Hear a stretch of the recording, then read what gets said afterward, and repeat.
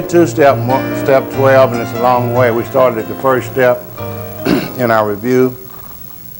And the first step was the foundation of all of this, and before tonight, in talking about the 12th step, we're going to get it right around, because this thing just goes right around from 1 to 12 and 12 back to 1.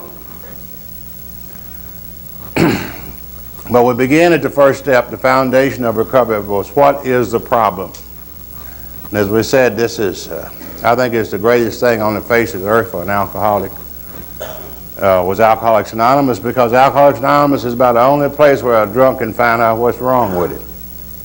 You know, every place else a drunk goes, they tell him what to do.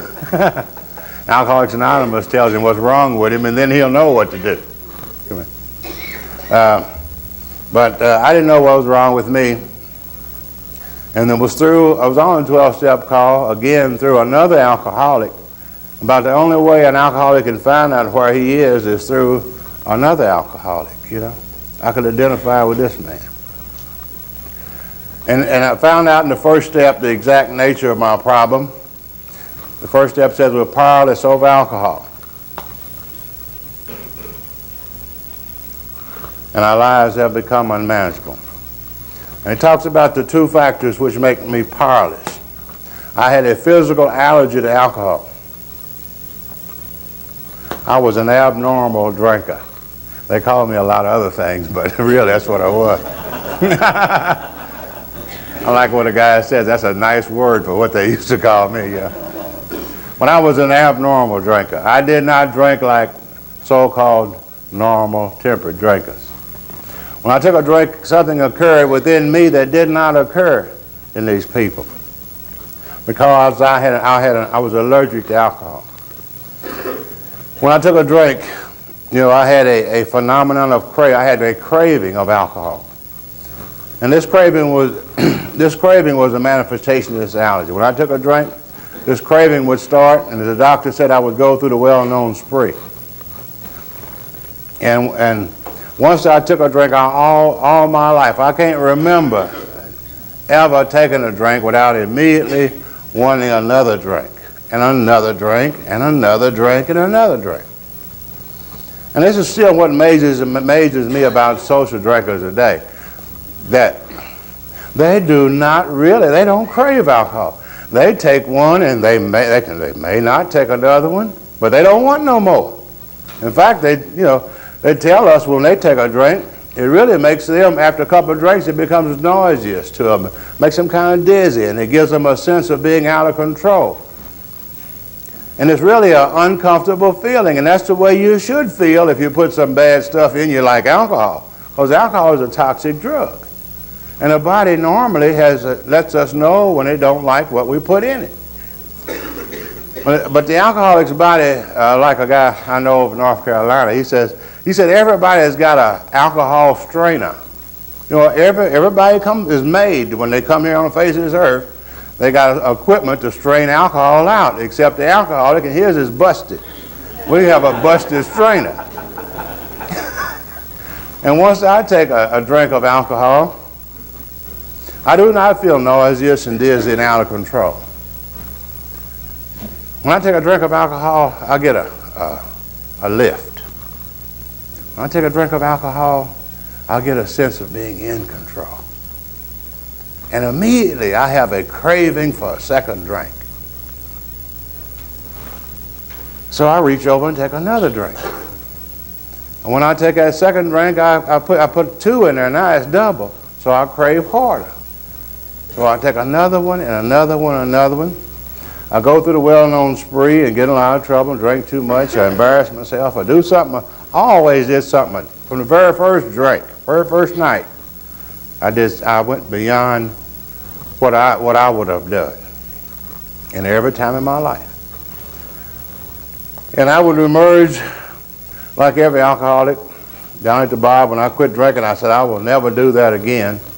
But that wasn't my main problem. My main problem was in my mind. I had a mental obsession. See, alcohol did something for me that it didn't do for those people. I had this All my life, the doctor says I was restless and irritable and discontent. You know, I just didn't fit in. I just didn't feel just as good about myself as I seemed to be. Always there was something missing in my life.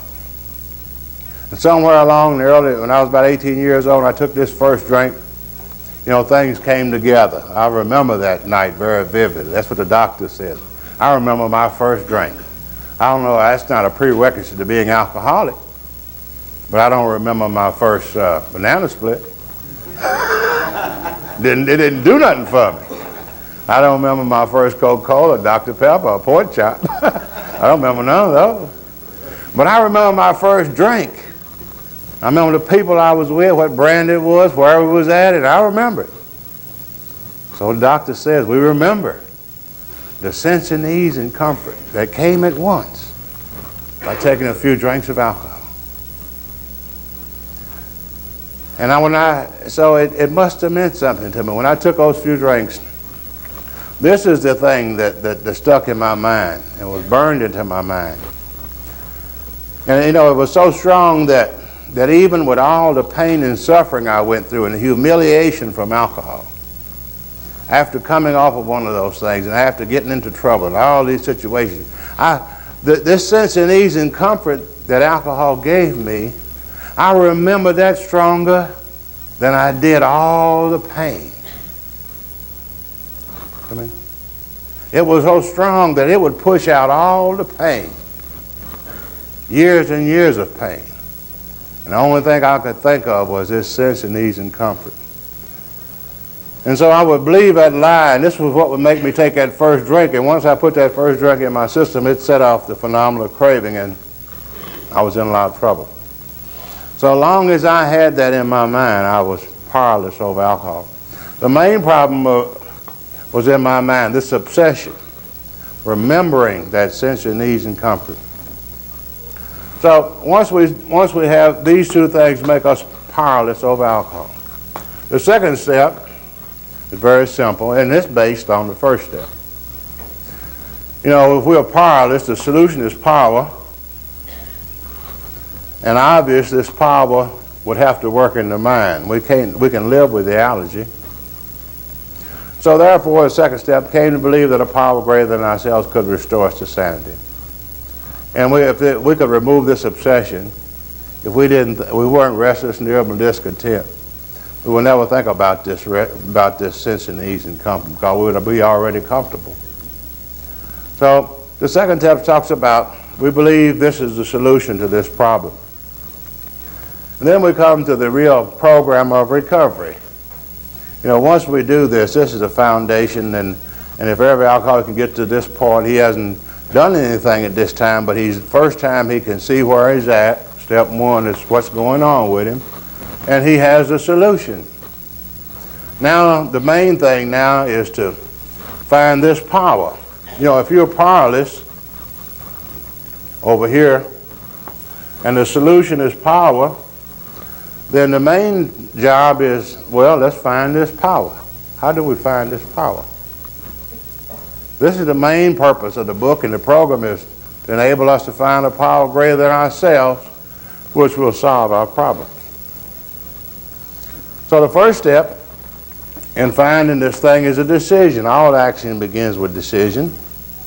And he says, you know, we have a decision. We can decide. We got to look at these things and decide: do we want to be powerless, or do we want this power? And we have to decide between these things. And we make a decision. If we make a decision, all of us will choose the power. And if we choose this, then we have to give up certain things. You know, we have to give up our will.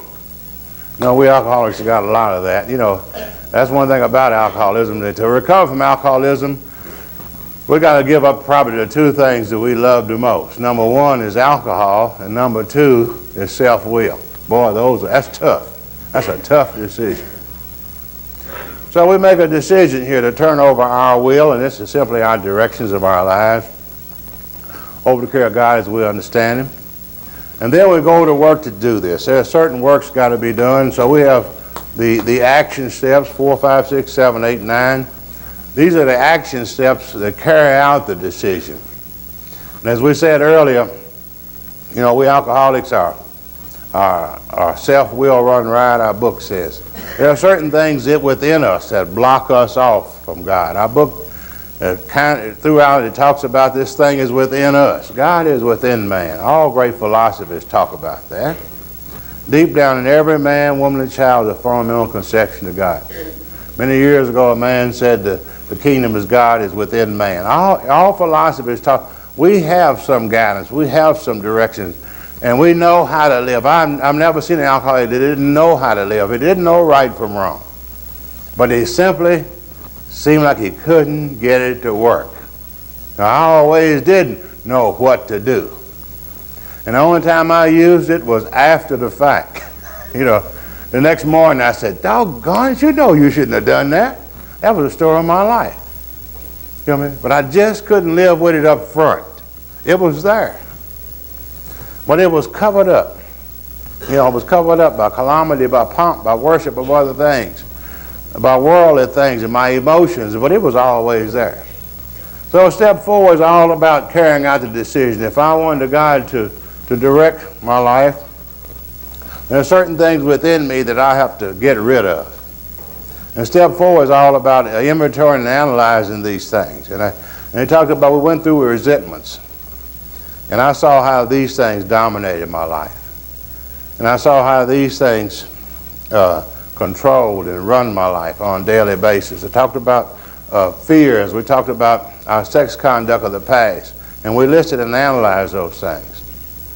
In step 5, we learned more about them by discussing them with another human being, with God, ourselves, another human being. And it improved on the information that we got in step 4. And once we got these things out and looked at them and seen the damage and effect of our lives and how they were blocking us, then in step 6, we become willing to get rid of them. And in step 7, we ask God to remove them. So in these 4 steps, we went to work on ourselves. And then the next phase of steps, 8 and 9, talks about our relationship with others. These are things, too, that have grown out of self, the damage of the past. So in 8 and 9, we worked on our relationship with others. And then in step 10, we went back and continued to work on our relationship with God. We continue to work on ourselves. We continue to work on our relationship with others. And we went back in the process of step 10 and continued to clean up all 3 general areas. Once we got these things out of the way and these things that blocked us from God, then in step 11, we were able to receive God into our lives. We were able for the first time to carry out the decision in step 3.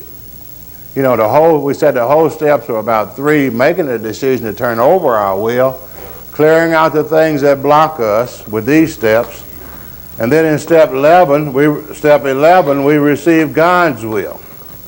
So it's a changing of directions, from self-directions to God's direction. So step 11 is really the final part, and this is the ultimate area that we come to. Now 12 comes right after 11. Having had. If you had 11, if you are able to receive God's direction, you have had a spiritual experience. But then step 12 tonight says, you know, having had this, now we give it away. Now we have something to give. And I think this is the real strength of AA. Probably one of the most vital steps in my life. I said of all these steps, which are all giving steps, they are things that bring to your life. Possibly one of the most single things that affected my life is the 12th step. That actually we grow more through giving than we do through receiving in the first 11. The 12th step is a very big growth step. We grow through giving. And I know when I first come to AA, I didn't know, all of this sounds funny. If you hear it tonight the first time, it's how are you going to grow through giving something away? You know what I mean?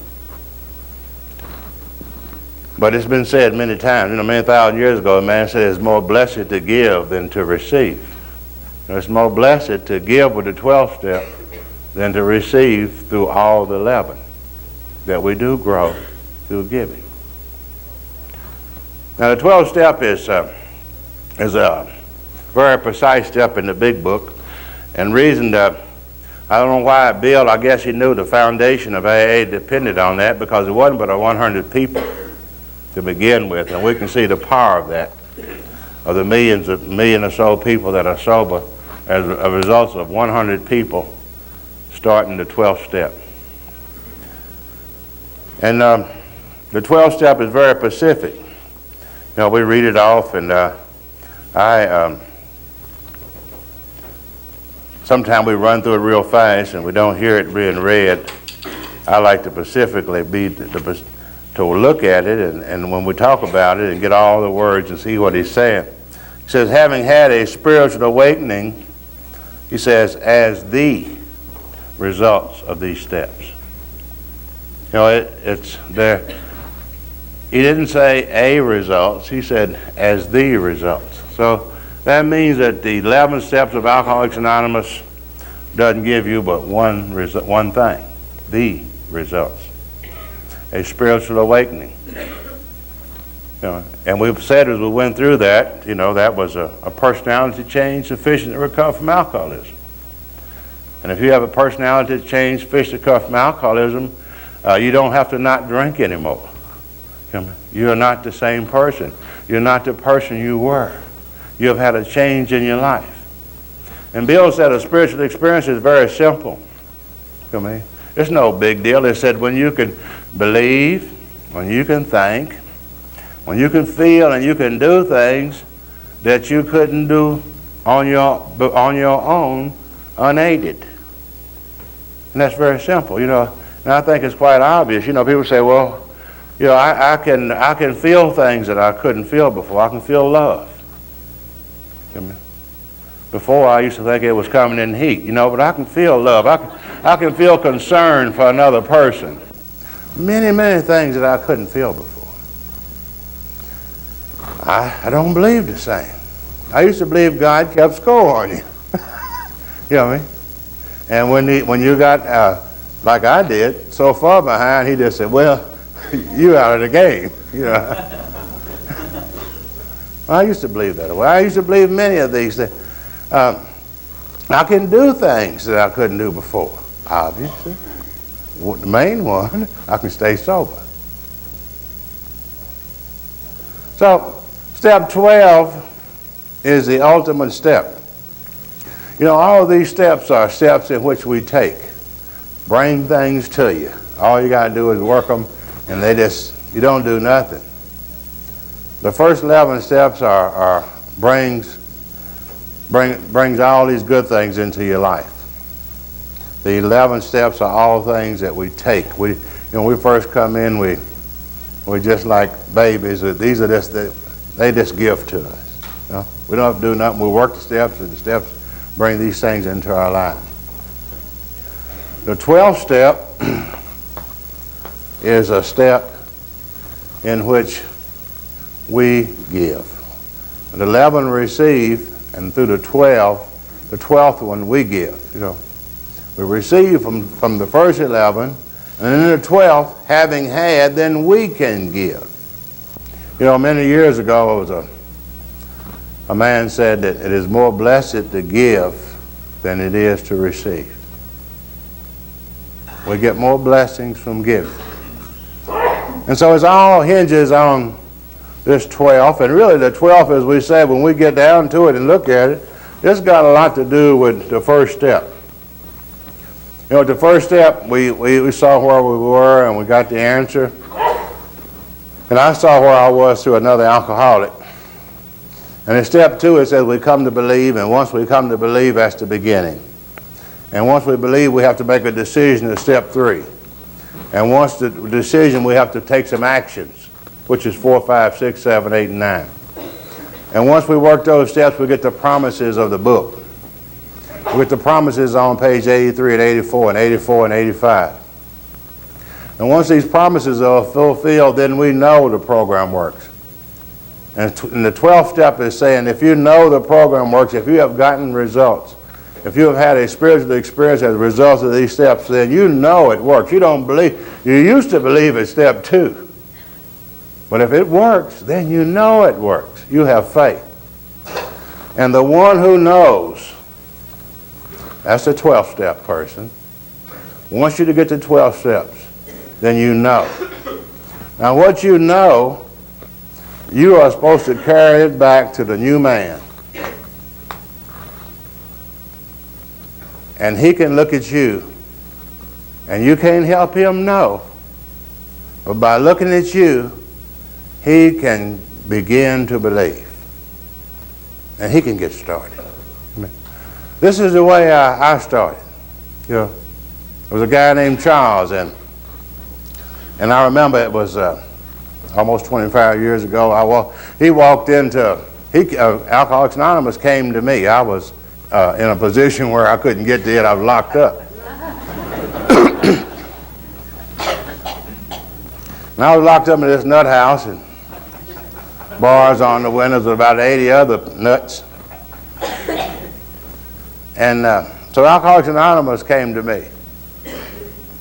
And this guy came in there that night, and I remember, I always tell about it, and I went to my first AA meeting because a little guy had been nice to me, and God uses strange people to work in our life. You know, it isn't the high and the mighty and the learned. No, he didn't choose those kind of people. This guy let me sit around about 2 days before he said anything to me. But I finally found out what was going on in this instance, in this place, and why they didn't talk to you too much, and why, you know, because, see, they were all these nuts was in there. Now, what happened, see, if you ask one of them nuts what he was doing in there, all the nuts said they were alcoholics. Well, I'm an alcoholic. It's the only place I have ever been before or since where alcoholism was a status symbol. On this ward, it was what happened, see, we alcoholics got good treatment on the ward. The mental patients never got, nobody really cared anything about the mental patients. There was about 75 mental patients in there. And some of these people had been there. There was one man that had been there actually since he was 6 years old, and he was 36. That was his life in there. In fact, I still see him when I go to that hospital on the grounds at Benton Unit. He'd been there all his life. There were many people like that at this time, and this was all they knew. This was their home, and this is all they knew. Now, we alcoholics didn't stay for 30 days in those days, and it really wasn't, they didn't do anything to us. Wasn't much of a treatment. But we got good treatment. We had visitors. The aides would talk to us, and they treated us different than they did the mental people. So the mental people saw this, and when you ask one of them in there, they say, I'm an alcoholic. See, they wanted to be in the class. They wanted to be big shots like us. Now, we alcoholics, when you asked us what was wrong with us, we said nervous breakdowns. You couldn't tell who,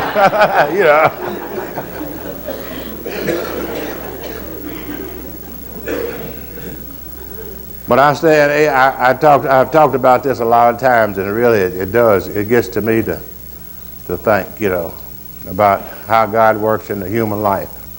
And what about the 12th step? It's the most important thing in my life.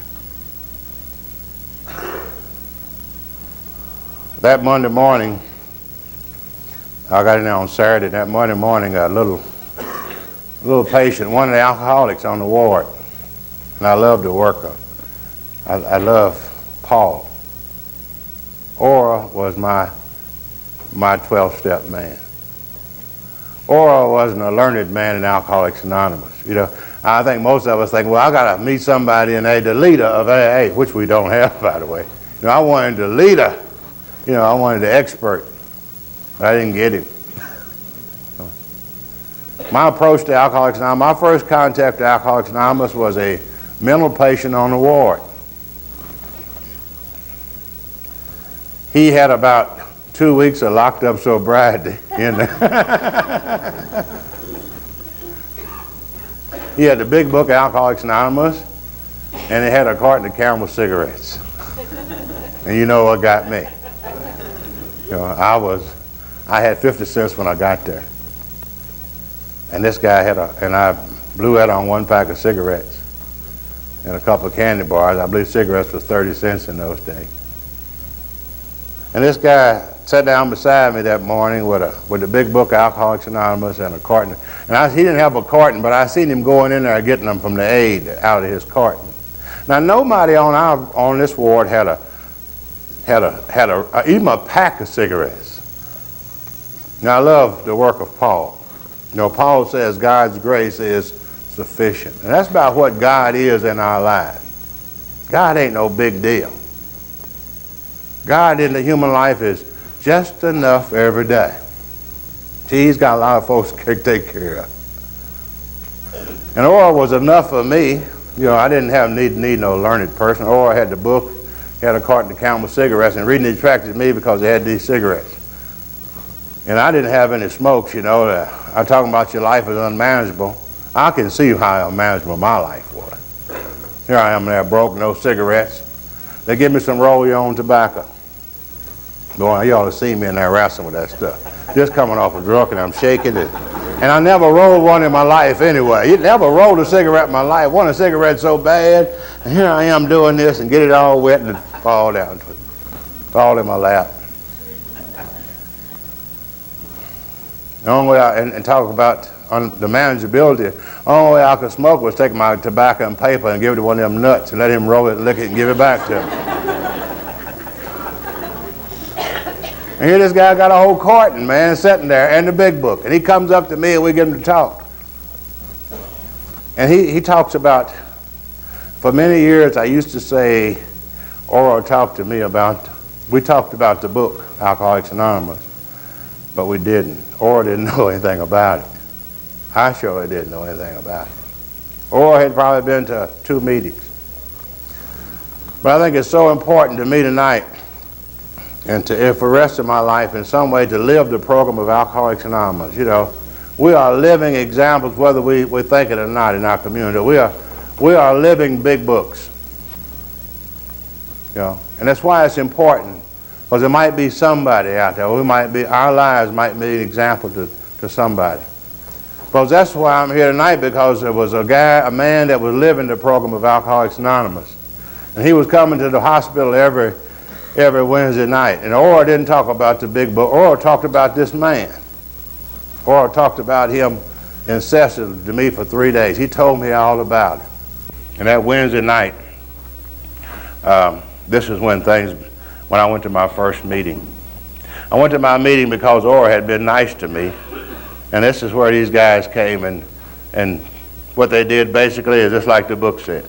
These guys come in there and I expect them to meddle in my business. You know, usually do-gooders. I thought they was do-gooders. They say you need to do this, you need to do that, and you need to do that. But this guy come in real nice and got up there, and all 3 of them started talking about their own lives. You know, that's the funny thing. That's what a 12-step call is. When we go to a new alcoholic, we sit down, and they did it real good that night. We tell him our story. We tell him our experience. Which the book says, see your man alone, learn something about him. And when you sit down with him, begin to tell him about your alcoholism. Tell him how baffled you were. Tell him about the problems in your life. That's what a 12-step call is all about. See, because that drunk is lost. Just like I was lost 25 years ago. I was lost. And these guys sat down and told me their story. And when they told me their story, I was able to find myself in them. They just laid down their lives. They said the greatest gift that an individual is given is one who lays down his life for another. Not physically, but you lay down your experience, your problems. And because if they hadn't did it, I would have never been able to find. I was so mixed up and so lost, but I never would have found where I was. I never would have seen the first step, but I saw my first step through them. He did exactly like the book says, do it. So let him ask you, what did you do? And this guy talked to, When we go out on a 12-step call, it's all about, and see, if there's another alcoholic anywhere tonight, or if there's one here, and he's lost. He's lost in his life. He's lost just like I was. He's lost in the problem of alcoholism. He's lost in the confusion of alcoholism.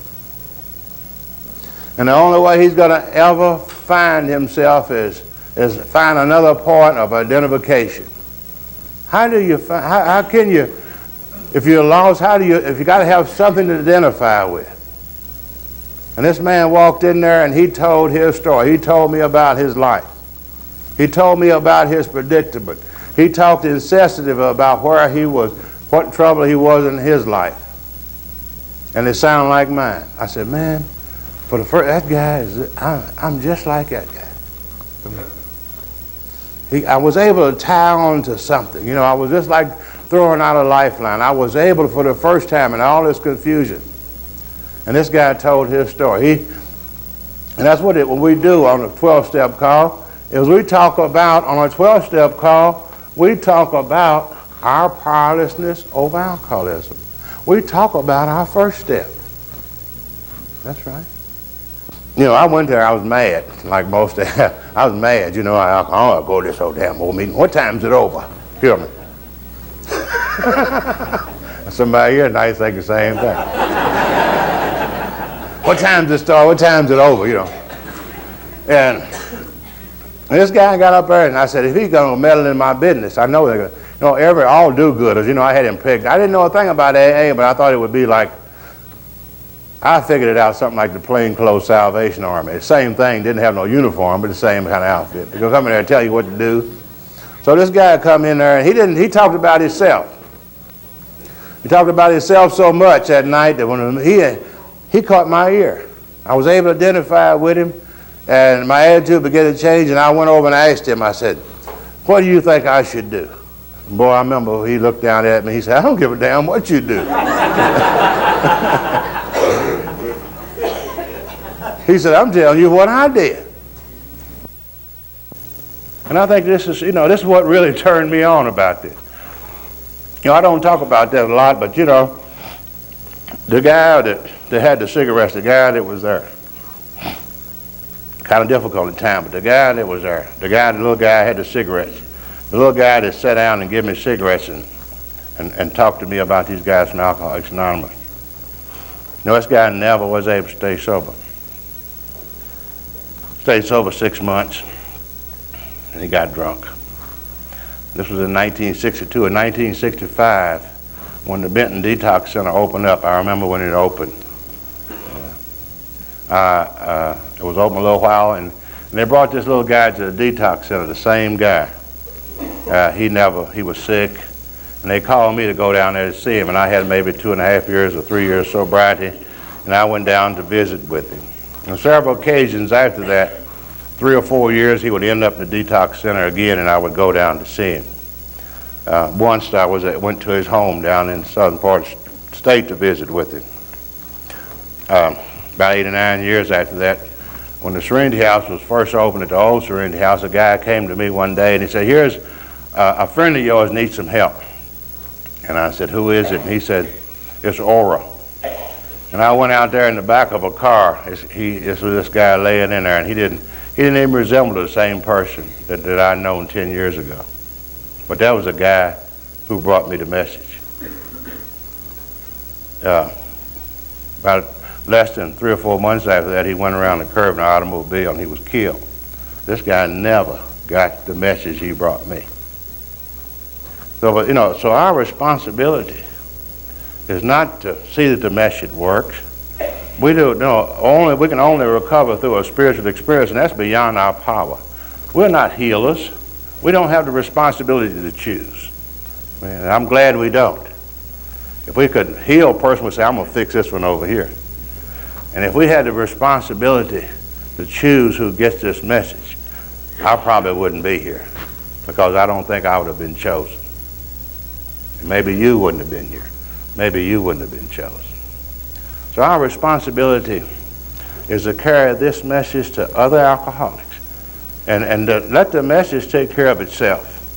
You know, if it takes, okay. My book said if the person wants it, help him. If he don't want it, leave him alone. I'm sure you can find somebody else. Come in. You know, we're not supposed to force this on anybody. We're not supposed to pry into people's lives. Our job is simply our responsibility is to carry this message. And we grow through giving, whether it works, or whether it takes, or whether it helps another individual. It doesn't matter. We grow through giving. But once you find one, learn something about his background, how to approach him, and said, tell him about your drinking first. You know, tell him about your experience with alcohol. Tell him how you were, you know, how baffled you were. Tell him about this allergy to alcohol. And then tell him about, you know, your mind. Tell him how you tried to stop and how you failed. And let the man identify with all these little things in your life. Then after you do that, he said, then tell him what your solution is. And this is about the only thing that we do on a 12-step call. And as an alcoholic, about the only thing I can do is do that. I can share my experiences. I can share my experiences with the problems with alcohol. And then I can tell the person, if he's interested, what my answer was. And if he's interested in this, then I can walk with him through this planned program of action. This is what, if we read our book, it tells us about a 12-step. It tells us what sponsorship is all about. It tells us how to work with other alcoholics. In this verse, we work with other alcoholics the same way we recovered with this program. We show them what their problem is. We show them what the solution is. And then we walk with them through this planned program of action. It's a very simple thing to do. We should be familiar with it because we have applied it to our lives, and we have the answers. You know, we have the answers to alcoholism. We have the answers to alcohol. We have experienced alcoholism. We're the only people on the face of this earth. You know, we hear about all these people. You can see a lot of it on TV about do this, do this, do this. This will help you, this will help you. Boy, I'm telling you, I mean, they didn't have those things. I'm glad they didn't have them when I was around. They confused the hell out of you. But we in Alcoholics Anonymous, regardless of what anybody says, and we have we're not in competition with anybody, but we in Alcoholics Anonymous are the only people in the world who have experienced alcoholism and recovered from it. We are. We are the only people in the world who have experienced alcoholism and recover from it. So we have a vital message. Come on. A vital message for the world. All of us have a purpose in life. You know, God created everybody in here for a purpose. You know, our Creator didn't create us for us. He created us for His purpose. And I think everybody, the happiest we're going to ever be in life is when we find, you know, why were we created? What purpose are we to serve in life? I think oil was a purpose in my life. And I think one of the most rewarding things in my life that, you know, to be able to sometimes feel like that I'm fulfilling my purpose. And this gives some purpose to my alcoholism. Maybe this is why I suffered alcoholism. Maybe this is why I recovered. To help other people, to carry this message to other people. And the more as we fulfill our purpose, you know, the more rewarding our life gets. You know, it talks about it in the big book. It talks about this light. You know, if our candle is lit, do we put it under a bushel? You know? And do we? This is not just a light itself. It's enlightenment. This light can light up another life, for another person that's lost. And I think that's just our responsibility, having to walk into this light, that we pass this light some way to another individual. And that sometimes, you know, we return and some of us say, you know, to say thank you. You know, this is a gift.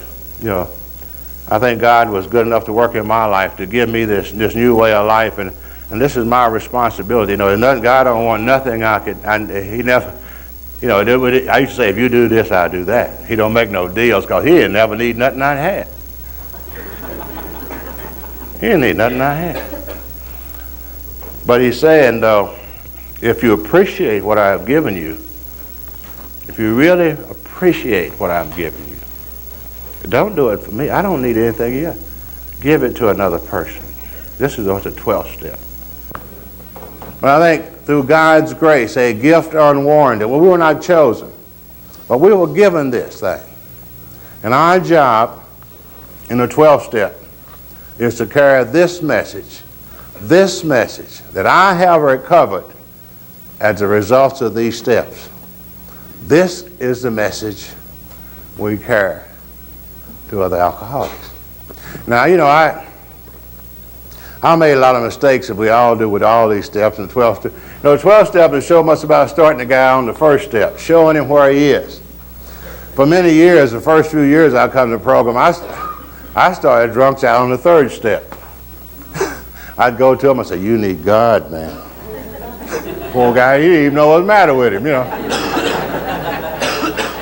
Some of them I started out on the inventory. But we have a precise way of doing this. Give that person a chance. Give him, you know, Bill made this mistake. Bill made this mistake, and he, you know, we followed the same path. Bill had this vital spiritual experience in his life. Man, it is an overwhelming thing to find change in your life. So he immediately left the hospital, and for 6 months he was running all over New York talking to drunks, trying to give them this great experience he had, trying to give them his recovery program. Just before going to Akron, he happened to be down at Towns Hospital, and Dr. Silkworth called him in one day. And talking to Dr. Silkworth, you know, Bill didn't have any plan to what he was doing. He said, "Bill, why don't you quit talking to them drunks about your recovery? Why don't you quit talking to them drunks about your spiritual experience? Why don't you quit talking to these new people about this great thing you had? And why don't you start telling them what I told you about what is their problem, their illness? Maybe if you showed them what they were, where they are, if you told them what was wrong with them, then maybe they would buy into your program." So this is why on the 12-step call, you know, we're talking to a person that's lost. We're talking to a person who's confused. He's talking to a person who's trying to identify with something. So the first step is the beginning, and we're laying the foundation for everything we're going to do with a new person. And I thank God that my sponsor that night, when he walked in there that night, it was a classic to me, because I was able to see where he was. And the final on the last and final part of the 12th step, it says that we practice these principles in all our affairs. You know, and over in our book, after the 12 steps were wrote out, it talks about there that these are principles. After the steps, it talks about the principles. They are guides to progress. The principles we will set down are guides to progress. So the 12 steps of Alcoholics Anonymous are a set of principles. These are the principles that we practice in all our affairs. Now, after all, if they worked on the worst problem in our lives, why not use them on other things? The 12 steps of Alcoholics Anonymous, as Bill said, they are old as mankind himself. The principles can be found in any great living program. There's nothing new. There's no new principles to the way a man should live. And in fact, you know, if we come back on the face of this earth 2,000 or 3,000 years from now, and men are still here, the principle of living is going to be the same. You know, a principle is something that don't change. Like what goes up going to come down. It's been doing that for thousands of years. And it's always what goes up is going to come down. A principle is really a law that it seemed to have been acted by something greater than us. Right? Laws by a power greater than ourselves. We see these principles, and they never change. Now, so there is a design to the living. There's a design to everything that we do. They're designed to everything on the face of this earth. And we usually, it's a funny thing how we usually know these things and apply them in all areas of our life except to living. Everything on this earth has a design to it. And that's what our book says. Our book has given us a design of living.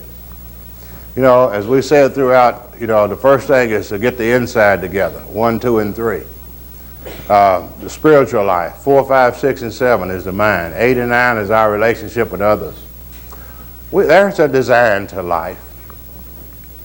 And once we can live by this design and live within this design and function as human beings should function, then we will have peace. We will have serenity. We will have a comfortable, happy life if we live our lives as they were designed.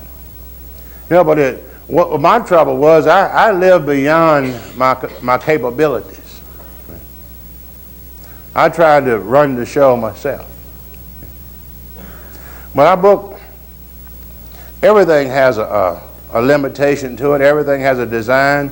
And that was my problem. I didn't have any principles. No one ever showed me how to live in my life. I come from a great family, and I was around a lot of great people, and I was exposed to some people, some well-meaning people in my life. All of them tried for some reason or other. I went to school. I went to college some. And I went to many, many different places. I around a lot of great people. Everybody tried. They all talked. I remember listening to all that stuff. Some of it I didn't like. God, I mean. Everybody told me a lot of things in my life. Alcoholics Anonymous is the first group of people who ever told me how to live. They gave me the directions for living. And that's what the principles are, directions.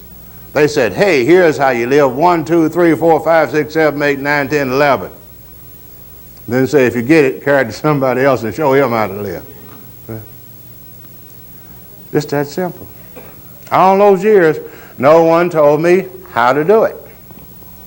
Now, the rest of them went about it a different way. They didn't show me how to live. They gave me the rules.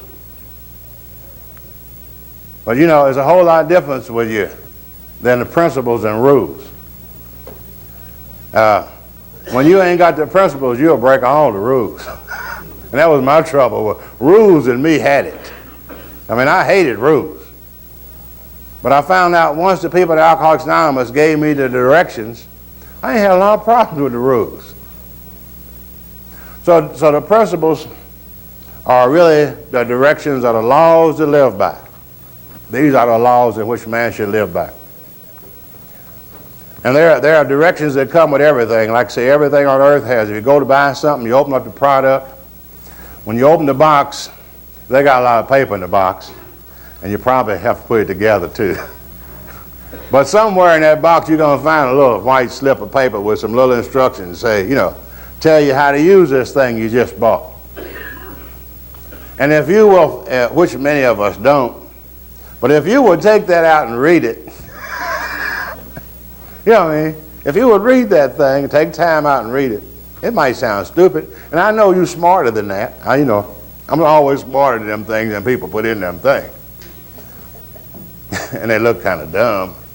But if you read them and apply them to that thing as you use it, you know it'll last longer. You'll get better service out of it.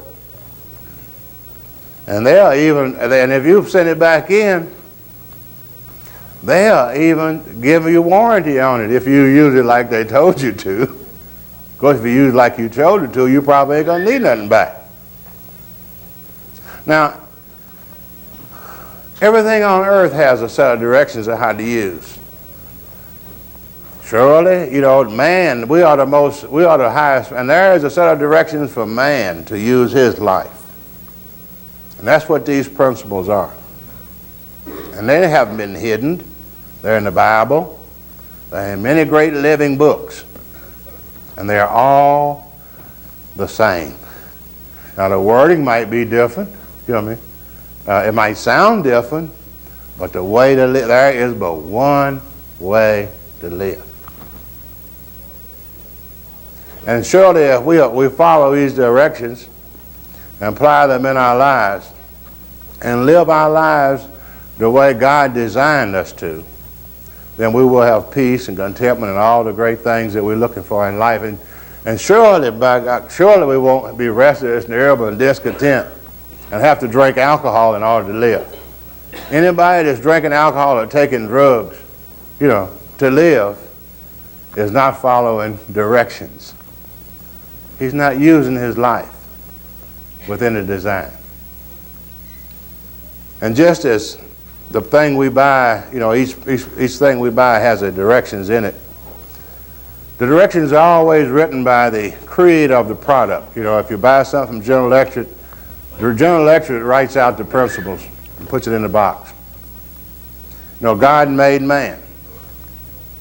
And he put these principles, he wrote the principles for living.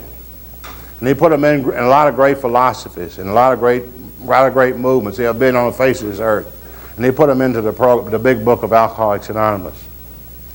And I think the greatest thing that what AA gives, it gives us a design and the directions to live by. And we still have the opportunity. Surely we give everybody the right. You can use them, they're free. If someone here tonight, these are directions you hear, and AA has these things to offer. And if you want to do it your way, you're free to do that. You're free to do that.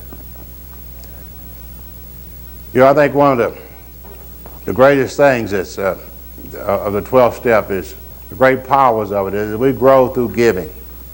You know, that, as we said, the greatest growth is to lay down your life for another human being. And then we get more through giving than we do receiving. I think that as we do this, we grow and grow continuously.